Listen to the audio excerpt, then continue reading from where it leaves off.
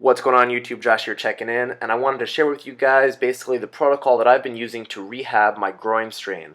So I injured myself sumo deadlifting, and this has really been helping me get back in the gym and make sure that I don't miss any days from lifting. So first off, this is not medical advice. If you hurt yourself, see a doctor.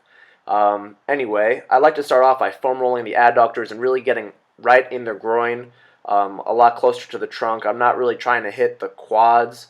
I'm really trying to hit that groin, those adductor muscles, because that's really what usually gets strained when you injure yourself like this. So you'll notice that I move the PVC pipe in different directions to catch it at different angles, and then right now you'll see that I'm moving to do the hip flexors. So you might say, why are you doing your hip flexors? I thought you were talking about the groin. Basically, it's very rare that there's only one little bit that's injured that you can pinpoint one specific muscle. All of those muscles in that area are going to be affected, so I like to catch the hip flexors as well. Over here you'll see me attaching my Voodoo Floss.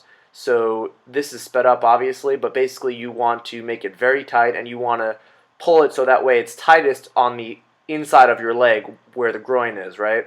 So from here I'll go into some functional movements with the Voodoo Floss. I'll do air squats, and you'll notice that my stance is pretty wide. The reason for that is the wider your stance when you're doing air squats, the more the groin will be stretched. So obviously this is not for my hips per se, this is for my groin, which is why I'm doing a very very wide stance. So I'm just gonna camp out there, let that stretch. Okay. From here I'll do some side lunges. These are very good for stretching the groin, especially when you have the Voodoo Floss. It really just gets into that tissue a bit differently than if you were to just do this stretch without the Voodoo Floss. I must say that I'm a big fan of the Voodoo Floss, but I'll give a disclaimer. I'm a science guy, and I'll tell you there's no evidence for the use of the Voodoo. At least it hasn't been studied in any large studies. So keep that in mind. This right here is a hip flexor stretch. You'll see I basically do the contract and relax. So right now my glutes are very strongly contracted. I only hold it for about 2 seconds, and I really push forward to stretch out that front of the hip flexor. So moving on, after I do a bit of the hip flexor stretches, I'll do some dynamic stretching.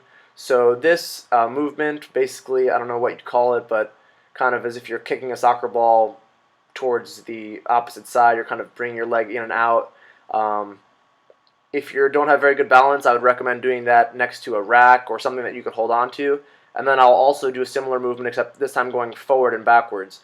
And this allows you to stretch both the hamstrings and the hip flexors, basically all of that tissue in that area. And then from there, basically, at this point, my leg is starting to go a little bit numb and it's starting to hurt.